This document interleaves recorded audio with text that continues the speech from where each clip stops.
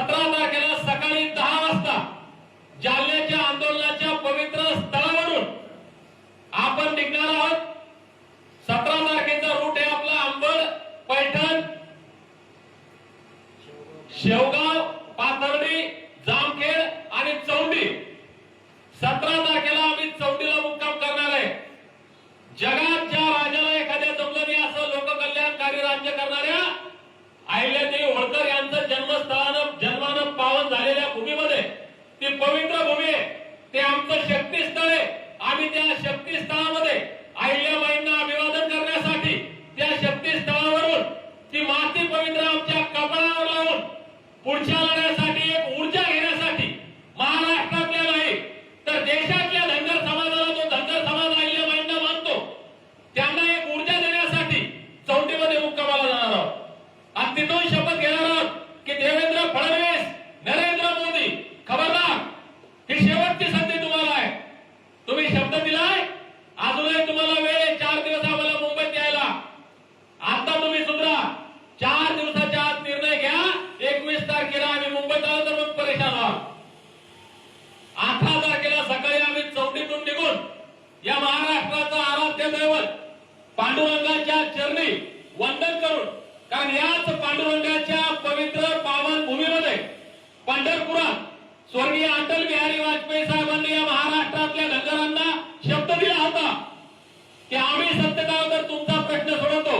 त्या पांडुरंगाला विनंती करण्यासाठी की आता अटल बिहारी वाजपेयी इथं नाही, पण त्यांनाही जर निरोप द्या आणि त्यांनाही सांगा की माझ्या आत्म्याला शांती मिळण्यासाठी नरेंद्र, देवेंद्र, तुला दिलेला शब्द तुम्ही धनगरांना पाळावा लागेल।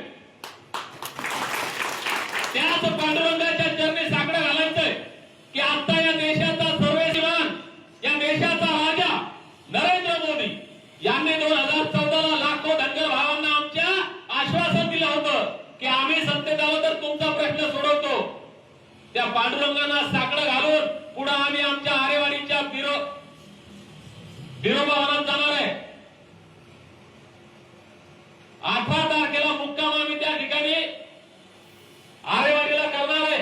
या महाराष्ट्रासह कर्नाटक आणि या भागातल्या सगळ्या आमच्या धनगरांचं श्रद्धास्थान, ऊर्जास्थान बिरोबामध्ये, त्या बिरोबामध्ये बिरोबांना आम्ही साकडं घालणार आहे की या राज्यकर्त्यांना सुदबुद्धी द्या, ज्यांनी आम्हाला शब्द दिला, आश्वासन दिलं आणि आम्ही त्यांच्या शब्दाला, आश्वासनाला बोलून त्यांना मतं दिली, त्यांना सत्ता दिली। या देशात पहिल्यांदा नरेंद्र मोदीला पंतप्रधान केलं, या राज्यात पहिल्यांदा देवेंद्र फडणवीसला मुख्यमंत्री केलं। यांना सुदबुद्धी द्या आणि आमच्या लेकराबाळांचं कल्याण यांच्या हातातून होऊ द्या। 19 तारखेला सकाळी बिरोबा वनातून निघून आम्ही जेजुरीला जाणार आहोत। त्याच्या अगोदर म्हसवडच्या धुळोबाला साकडं घालायला जाणार आहे। ज्या धुळोबाला वंदन करून धनगरांचा क्रांती सूर्य बी.के. कोकरे साहेबांनी खऱ्या अर्थाने एसटी आरक्षण अंमलबजावणीचा लढा या महाराष्ट्रात सुरू केला, त्या बी.के. कोकरे साहेबांच्या स्मृतींना वंदन करणार आहे, धुळोबांना वंदन करून आम्ही विनंती करणार आहे साहेब की इथून याच ठिकाणाहून स्वर्गीय बी.के. कोकरे साहेबांनी महाराष्ट्रातल्या सर्व धनगरांच्या कल्याणाचा लढा सुरू केला होता।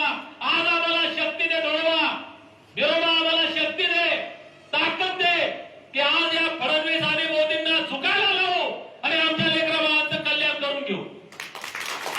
या नरेंद्र मोदी आणि देवेंद्र फडणवीसांना सद्बुद्धी दे की ज्या धनगरांच्या उपकारावर तुम्ही राजे झालात, तुमचे आमदार, खासदार, मुख्यमंत्री, तुम्ही पंतप्रधान झालात, त्या धनगरांच्या लेकराबाळांचं कल्याण करण्याची सद्बुद्धी यांना दे। धुळोबाचं दर्शन घेऊन आम्ही जेजुरीमध्ये येणार आहे।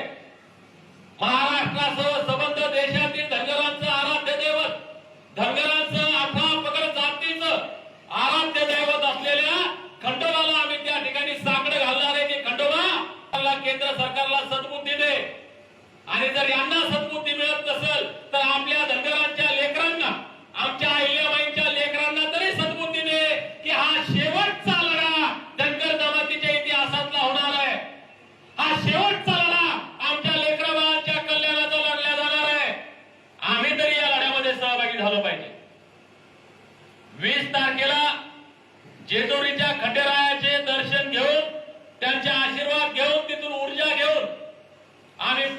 मुंबईच्या दिशेनं प्रयाण करणार आहे.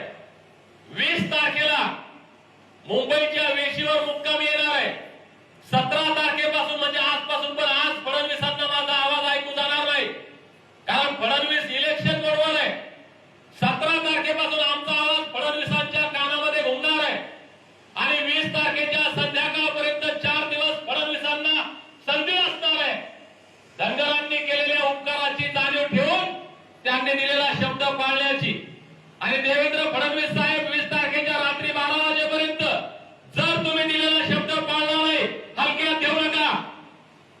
जालन्याच्या आंदोलनात दाखवलंय, हा दीपक बोराडेचा आवाज नाहीये, हा महाराष्ट्रातले 2.5-3 कोटी पेटलेल्या धनगरांचा आवाज आहे. ही लढाई दीपक बोराडेची नाहीये, ही महाराष्ट्रातल्या 2.5-3 कोटी धनगर समाजा बांधवांसोबत या देशभरातले 20-25 कोटी धनगर आहेत, वेगवेगळ्या नावानं राहणारे, या सर्वांची ही लढाई आहे आणि सर्व ताकदीने या लढाईमध्ये आता उतरलेले आहेत. म्हणून 20 तारखेच्या रात्रीपर्यंत देवेंद्र फडणवीसांना संधी आहे, ते या संधीचं सोनं करतील अशी अपेक्षा धरू दत्ता भाऊ. नाहीतर महाराष्ट्रातल्या जनतेनं 17 तारखेला 2000 गाड्यांसह निघालेला आमचा काफिला, गाड्यांचा वाहनांचा ताफा 20 तारखेला ज्यावेळेस मुंबईच्या वेशीवर रात्री येईल, त्या गाड्यांची संख्या 20,000 झाली पाहिजे. आणि 21 तारखेची सकाळ ज्यावेळेस उजाडेल, या मुंबईतून ड्रोन कॅमेऱ्यानं हे होणार नाही. देवेंद्र फडणवीसांना जर पाहायचं असेल की धनगर मुंबईत किती आले, त्यांना सॅटेलाइटला कनेक्शन करावं लागेल. कारण सॅटेलाइट मधून दिसलं पाहिजे साहेब, पुण्यापासून मुंबईपर्यंत फक्त पिवळे झेंडे बांधलेल्या गाड्या, नाशिक पासून मुंबईपर्यंत फक्त पिवळे झेंडे बांधलेल्या गाड्या, इकडे या सुरतच्या रस्त्यापासून जिथं नजर राहील तिकडून पाहिले तर पिवळे झेंडे बांधलेल्या गाड्या.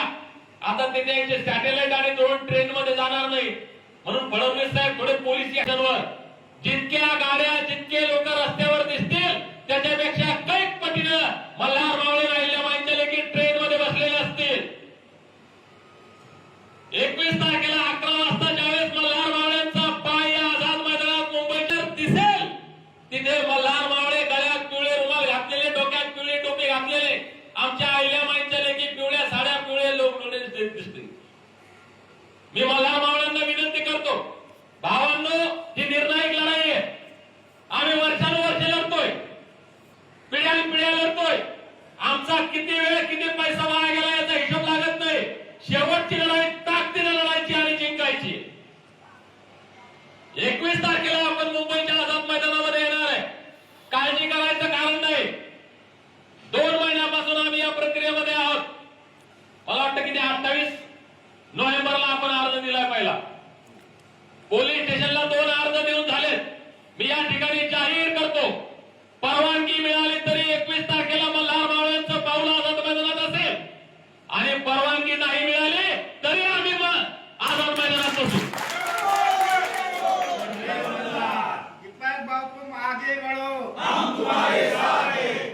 बाबासाहेबांनी दिलेल्या संविधानानुसार हा देश चालतो. त्या संविधानानुसार आंदोलन आमच्या न्याय, हक्क, अधिकारासाठी मागण्याचा, भांडण्याचा, आंदोलन करण्याचा आमचा अधिकार आहे.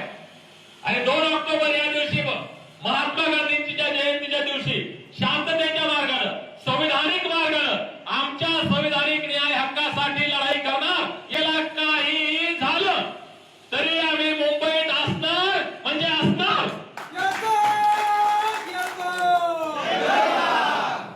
आता मुंबईत आल्यानंतर भावांनो, 17 तारखेपासून ज्यांना वेळ आहे आतापासून नियोजन करा.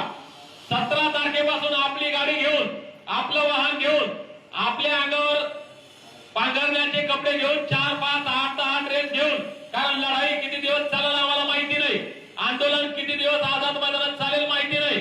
त्या तयारीनं आपण यायचंय. येताना आपल्यासोबत खाण्यापिण्याचं आपलं साहित्य आणायचंय. मी सांगितलं, पहिला मुक्काम चौंडीत, दुसरा बिरोबा बनात, तिसरा जेजुरी, चौथा इथं.